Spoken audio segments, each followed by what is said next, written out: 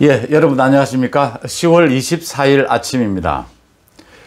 윤석열 국감이 있은 뒤인 어제 하루 종일 윤석열에 대한 이야기로 많이들 얘기하셨죠. 제가 보기에는 윤석열 현상이라고 부를만 할 것 같습니다. 윤석열 현상. 많은 국민들이 정말 핵사이다, 속 시원했다, 오랜만에 정말 통쾌했다 이런 반응들이고요. 정작 윤석열의 말에 대해서 응답을 해야 될 문재인 대통령이나 추미애는 묵묵부답입니다. 여야 정치권도 들썩했습니다. 윤석열이 국감장에서 한 말은 핵심은 제가 보기에는 네 가지입니다. 검찰총장은 법무부 장관의 부하가 아니다. 또 법무부 장관의 수사 지휘권은 위법하고 부당했다. 문재인 대통령이 임기와 소임을 다하라고 했다. 마지막으로 퇴임한 뒤에는 국가와 사회에 봉사하는 방법을 찾겠다. 이 네 가지를 윤석열은 강조를 했습니다. 먼저요, 윤석열이 정치를 할 거냐 말 거냐를 두고 제가 먼저 말씀을 드리고 가면요. 지금 윤석열은 식물총장이죠. 윤석열이 생각하는 검찰상, 공정한 검찰상은 완전히 무너져 버리고 자기가 지금 할 수 있는 영역은 거의 없습니다. 검찰 내부에서는요. 윤석열이 정치적인 자질을 갖고 있느냐, 또 지금 이런 국민적 인기를 정치권으로 그대로 가져와서 자기가 생각하는 정치적 행보를 이어갈 수 있느냐라는 데는 많은 걸림돌도 있고 많은 장애들이 있을 겁니다. 제가 보는 중요한 지점은요, 윤석열이 자기는 헌법주의자다, 타고난 검사다, 정말 공정한 검찰상을 구현하는 것이 자기 평생에 해온 일이었고 또 앞으로의 꿈이라고 한다면 그것을 이제는 정치적 해법을 찾을 수밖에 없게 됐다라는 점은 분명하다는 겁니다. 정치권에서 여야 여러 가지 얘기가 나왔지만 오늘 제가 역점을 두고자 하는 것은 야당이 윤석열 현상을 어떻게 봐야 하느냐라는 부분을 집중 얘기해 보고자 합니다. 그 민주당 의원들이 똑바로 앉아라, 법무부 장관의 부하가 아니면 그럼 친구냐, 또 정치할 거면 정당으로 가라, 정치검사 아니냐, 부패검사의 상징이다, 이런 말도 안 되는 걸로 호통을 치고 고함을 지를 때도 윤석열은 조금 더 흔들리지 않았습니다. 당당함을 잃지 않으면서 그러면서 예의 바르게 자기가 할 말을 모두 다 했습니다. 국민들이 속 시원해하는 부분은 이런 부분이겠죠. 그 민주당 의원들이 정말 작아 보이고 후져 보였습니다. 정말 진정한 실력이 뭔지를 보여줬다, 이런 얘기들입니다. 저는 윤석열 국감에 대한 많은 평가 중에 가장 재밌었던 게요, 조국 흑서 저자죠, 기생충 교수로 우리에게 잘 알려져 있죠, 서민 교수가 한 반응입니다. 건강에 정말 힘쓰자. 언제가 될지 모르지만 정권이 바뀌어서 저들이 감옥에 갈 때 손바닥이 부러뜨도록 박수를 치려면 건강이 제일 중요하다, 이랬습니다. 서민 교수의 반응이 참 재밌다, 이렇게 생각이 듭니다. 얼마나 잘못한 게 많았으면 검찰총장을 저렇게 식물총장으로 만들고 또 국감장에서 그렇게 수모를 주려고 하고 그렇게 압박하려고 하고 강압하려고 했느냐라는 겁니다. 윤석열은 두 가지 얘기를 했습니다. 아주 거의 제가 보기에는 노련한 정치가 못지않은 얘기를 했어요. 이겁니다. 대통령이 나에게 소임과 임기를 다하라고 얘기를 했다. 하지만 법무부 장관의 검찰에 대한 수사 지휘권은 위법하고 부당했다. 추미애의 수사 지휘권에 대해서 이미 대통령이 불가피했다라는 표시를 했습니다. 의사표시를 했습니다. 동의 표시를 했죠. 거기에 대해서 윤석열 검찰총장이 정면으로 문 대통령 보고 당신이 잘못됐다라고 이야기한 겁니다. 문 대통령에게 수사지휘권 발동, 추미애의 법무부 장관 임명, 추미애의 법무부 장관으로서 한 행동, 모든 게 잘못됐는데 문 대통령은 거기에 동의했다. 그러고서는 나보고는 검찰총장으로서의 소임과 임기를 다하라고 말했다. 진정한 문재인 대통령의 뜻은 어디에 있는가라고 되물은 겁니다. 윤석열은 과거 신임 검사들에게 임명장을 줄 때 이런 말을 했습니다. 민주주의의 허울을 쓴 독재를 경계해야 한다. 문재인 정부에 대한 윤석열 총장의 단 한마디의 평가입니다. 문재인 대통령은 말하지 않습니다. 왜? 지금 말을 못할 겁니다. 이쪽에 이 말하고 저쪽에 저 말하고 뭐 껍데기는 이렇고 속은 이렇는데 뭔 말을 하겠습니까 지금. 그 말 많던 추미애도 입을 꾹 다물고 있습니다. 추미애는 행동으로 보여줬죠. 윤석열 국감에 대해서, 윤석열이 국감장에서 그 의혹을 받는 검사들에 대한 수사는 보고를 받은 적이 없다라고 하니까 재감찰을 지시했죠. 개별 사건에 대한 재감찰을 지시한 것은 위법이라는 겁니다. 검찰청 법에. 저는 차제예요. 지금 많은 사람들이 얘기를 합니다. 검찰총장이 법무부 장관의 부하냐 아니냐, 또 저렇게 수사 지휘권이 위법하냐 아니냐 안 하냐, 이거로 계속 논란이 있는데요. 이런 모든 것들이 검찰청 법에 규정이 되어 있습니다. 검찰청 법에 뭐 또 논란되는 게 이겁니다. 검찰청장이 지금 임기가 2년인데 만약 임기인을 어기고 대통령이 바꾸면 어떻게 되느냐. 이 부분을 이때까지는 지금 계속 정치적 논란으로만 되어왔던 부분입니다.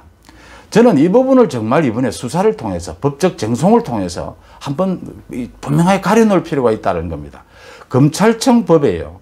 이걸 어겼을 경우에는 정확하게 어떤 처벌을 한다라는 규정이 없어서 이런 논란이 생긴다는, 저는 이렇게 보는 편입니다.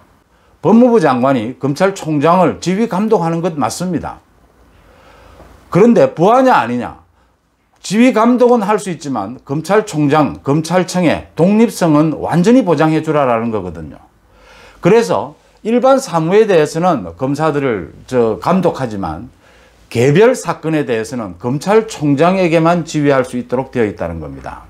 그런데 지금 추미애는요, 간단하게 얘기하면 검찰총장을 식물총장 만들고 지가 검찰총장 한다는 거 아닙니까? 지금 모든 사건 수사를 지가 하겠다는 것 아닙니까? 이건 아니라는 거고요. 이런 의미에서 부하가 아니라는 거고요. 그럼 대통령이 검찰총장의 임기 2년을 안 지키면 어떻게 되느냐? 그것도 검찰청법에 규정되어 있죠. 지키지 않으면 직권 남용이 되든 뭐가 되든 된다라는 걸 분명히 해둘 필요가 있다. 이게 정치적 논란으로만 가서는 안 된다라는 부분을 말씀을 드리고 싶습니다. 또 한 가지요. 지금 문재인 대통령은 취임한 지 얼마 뒤에 특별감찰관을 임명하지 않고 있습니다. 지금 3년째. 특별감찰관을 임명하도록 되어 있죠. 이걸 임명하지 않으면 특별감찰관이 어떤 일을 한다는 걸 여러분들 잘 아시지 않습니까? 이 청와대와 대통령 주변 고위공직자에 대해서 특별하게 감찰하고 하는 권한을 가진 곳이죠. 지금 특별감찰관 그 직원들은 있습니다. 근데 놀고 있어요. 지금 특별감찰관이 없어서. 특별감찰관을 임명하지 않으면 이건 직무유기다, 직권남용이다 하는 부분을 밝혀내자는 겁니다. 이번에 정확하게. 민주당은 멘붕이 온 분위기였습니다. 하지만 윤석열 물러나라라고 말을 정말 입 밖까지 나오지만 자제합니다. 왜? 그러면 윤석열이 더 커지니까요. 더 몸집이 커지고 무게감이 더하니까요. 민주당의 이낙연 대표, 윤석열에 대해서 직격탄을 날렸습니다. 대통령에게 항명했다, 대통령의 말도 듣지 않는다라는 정도로 직격탄을 날렸습니다. 통제받지 않는 권력이라는 것을 선언했다. 검찰총장이 정치 행보를 시작했다. 이런 식으로 비판을 했습니다. 이낙연은 지난 2011년이었던가요? 그 당시에 그 천정배 법무부 장관이 수사 지휘권을 발동한 경우가 있었습니다. 그때 민주당의 원내대표였죠. 이낙연 자기 입으로 한 말입니다. 과거. 정치인 법무부 장관이 검찰의 중립성과 독립성을 경시한 채 정치적 판단으로 수사 지휘를 한 것은 잘못이다. 이낙연 자기 입으로 한 말입니다. 뭐 조적조 뭐 유명하지 않습니까? 이 뭐 이적입니까 이제? 뭐 더 이상 말을 하지 않겠습니다. 이 부분에 대해서. 자, 중요한 건 이제 야당 국민의힘이 도대체 이 윤석열 현상을 어떻게 봐야 되느냐. 김도부 의원이 물었죠. 퇴임 뒤에 스케줄 뭐 정치할 뜻이 있느냐라는 걸 물은 것에 대해서 정치할 뜻이 있느냐에 대해서는 윤석열은 뭐 답변하기 곤란하다라고 했지만 퇴임한 뒤에 국가와 사회를 위해서 자기는 많은 것을 받은 만큼 봉사할 길, 봉사할 방법을 찾겠다. 이렇게 얘기를 했죠. 많이 달라진 분위기죠. 작년 국감장이었던가요? 윤석열 총장이 나와서는 이랬죠. 자신은 정치에는 정말 뭐 능력도 없고 자질도 없고 그런 생각이 없다라고 한 데서 이제 많이 바뀌었다라는 것일 수 있고요. 정치에 대한 뜻이 있고 없고를 떠났어요. 지금 이런 정도로 윤석열 총장이 식물총장이 된 마당에서 지금 국민들의 여론, 뭐 그게 정치 힘이든 뭐든요. 그것을 업지 않고서는 자기는 지금 아무것도 할 수가 없기 때문에 이제 말에 여유를 두었다라는 부분이고요. 또 개인적으로 뭐 정치적인 뭐 뜻이 있을 수도 있고요. 또 자질이 있다는 얘기도 저도 많이 듣습니다. 뭐 윤석열 총장에 대해서요. 아까 말씀드렸다시피 자신이 생각하는 공정한 검찰상을 구현해내기 위해서는 이제는 검찰총장으로서는 불가능하다라는 걸 자신이 느끼고 있습니다. 이 문제는 정치적으로 풀지 않으면 방법이 없다. 문재인 정부 아래서는 다시는 자신이 생각하는 검찰, 공정한 검찰로는 돌아갈 수 없다라는 부분입니다.